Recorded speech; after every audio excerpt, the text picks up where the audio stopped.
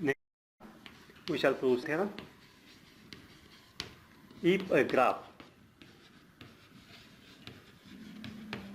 G has exactly two vertices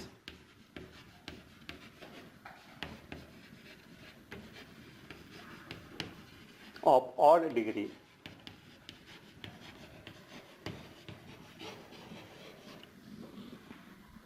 then there must be path joining these two vertices.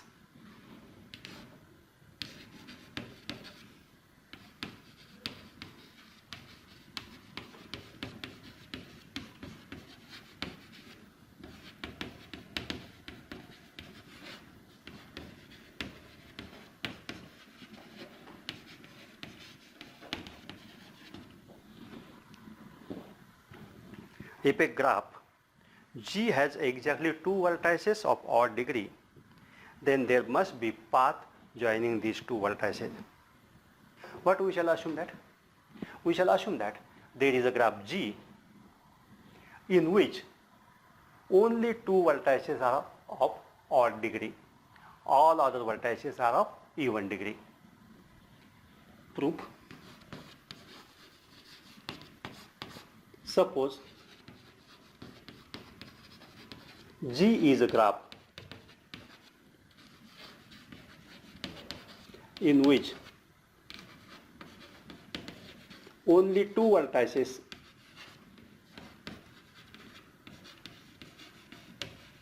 A and B are of odd degree.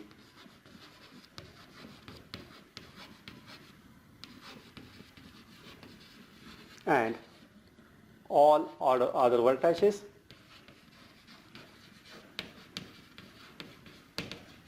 are of even degree. All the other vertices are of even degree. We know a theorem that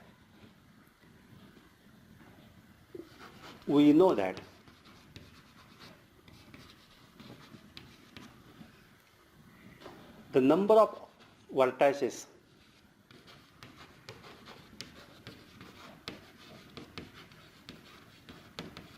of odd degree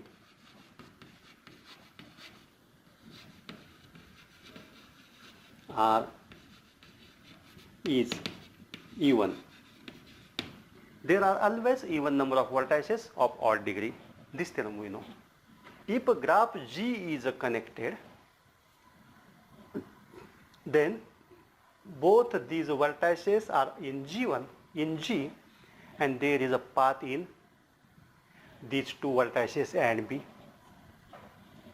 If a graph G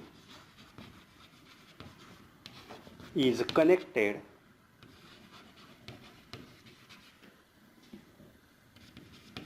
then there is a path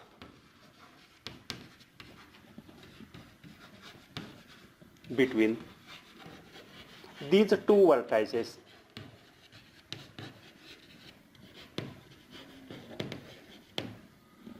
If a graph G is not connected,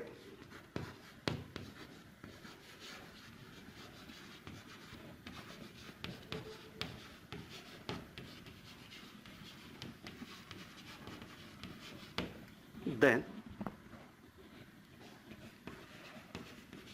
it may be divided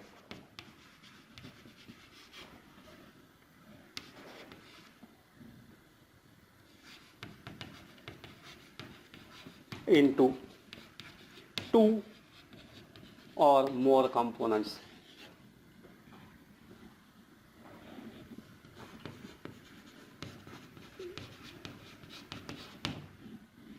It may be divided into two or more components. And we know that each component is a graph. We know that each component is connected graph.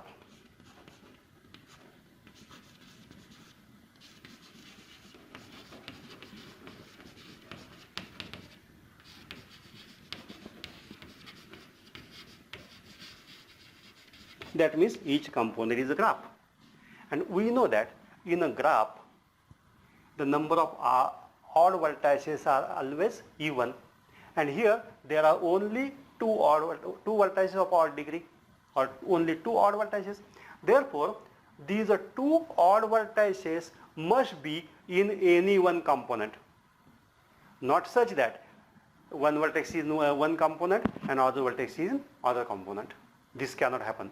Because this happens, then this graph component G1 and component G2 will not satisfy this theorem that every graph has even number of odd vertices or even number of vertices of odd degree.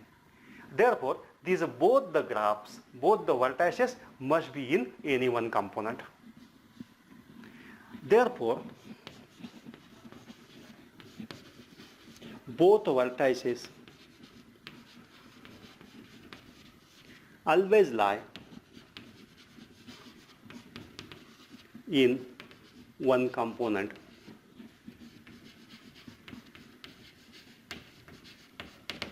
And as component is a connected graph, there is a path between every pair of vertices in G1, and hence there is a path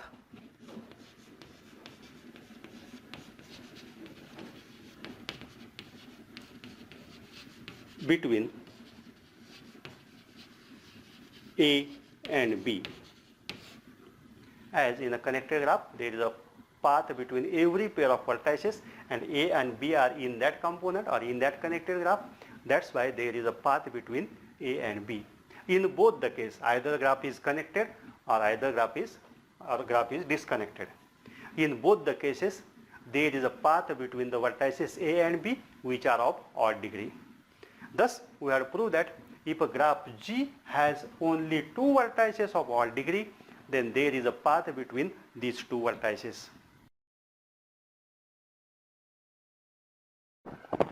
We have to prove theorem. A simple graph with n vertices and k components can have at most n minus k into n minus k plus 1 by 2 edges. What is meant by simple graph? Simple graph means graph without self loop and parallel edges. Let G be the simple graph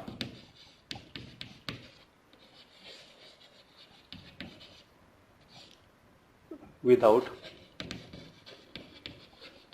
self loop and parallel edges.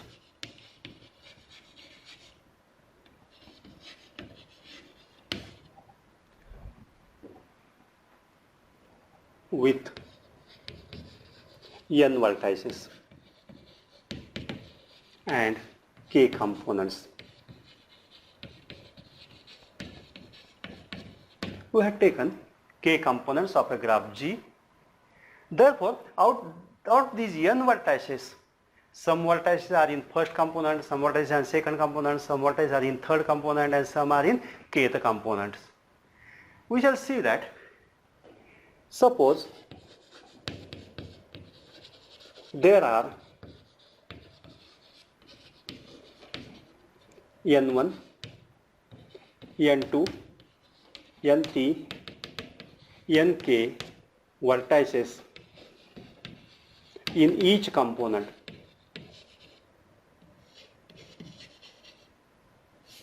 In ki component or k1, k2, kk component.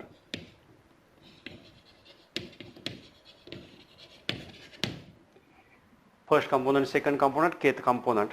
These are the vertices. From this, what we can say? We can say that n1 plus n2 plus n3 plus nk must be equal to n. And each ani, each ani is greater than or equal to 1. That means there is no component without vertex. And ni is always greater than or equal to 1. We know the algebraic identity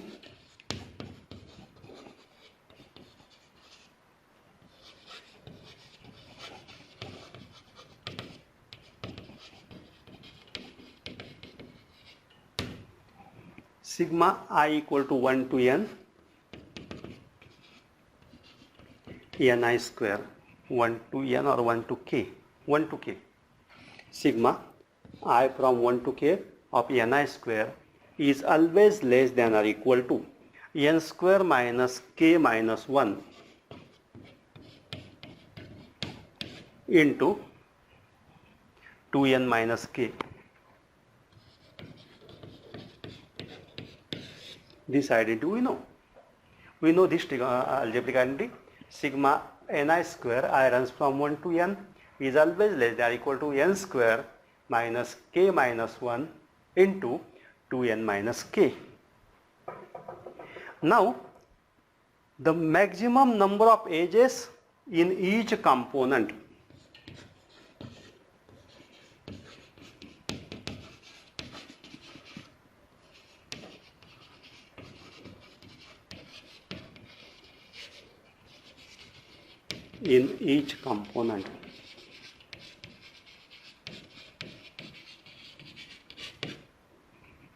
of G is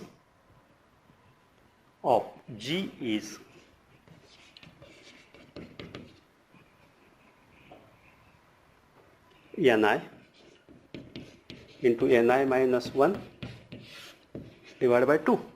These are the maximum number of edges in each component. Ith component, maximum number of edges of ith component is ni into ni minus 1 divided by 2.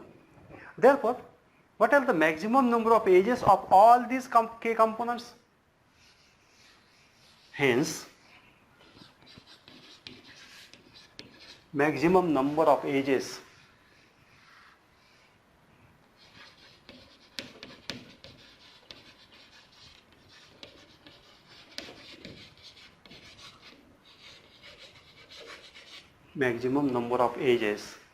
of all the k components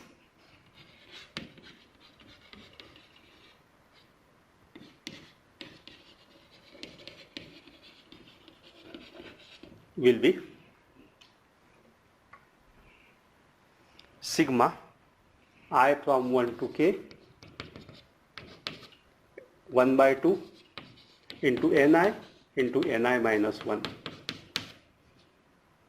Ni into ni minus 1. That is nothing but this 1 by 2 can be taken outside of the summation sign. Sigma I from 1 to k ni square minus ni square minus ni. That is nothing but 1 by 2 into sigma I equal to 1 to k ni square minus 1 by 2 sigma ni I from 1 to k. But we know that this quantity is n from equation 1. n1 plus n2 plus n3 plus nk equal to n. Therefore, this sum is n. Therefore, this becomes 1 by 2 sigma I equal to 1 to k of ni square minus n by 2. Now, we know the identity. This sigma ni square is less than or equal to sigma ni square is less than or equal to this term is less than n square minus k minus 1 into 2n minus k minus n by 2. Now we shall simplify this. This is equal to 1 by 2 is taken common from both the terms, n square minus 2kn k into 2n, k into k square minus k square and this minus plus k square, okay, plus k square plus 1 into 2n plus 2n and plus 1 into minus k, that is minus k minus n. This equal to 1 by 2 into n square minus 2kn plus k square. This is nothing but n minus k bracket square these three terms of n minus k bracket square plus 2n minus n is n minus k. From these two terms we can take n minus k common,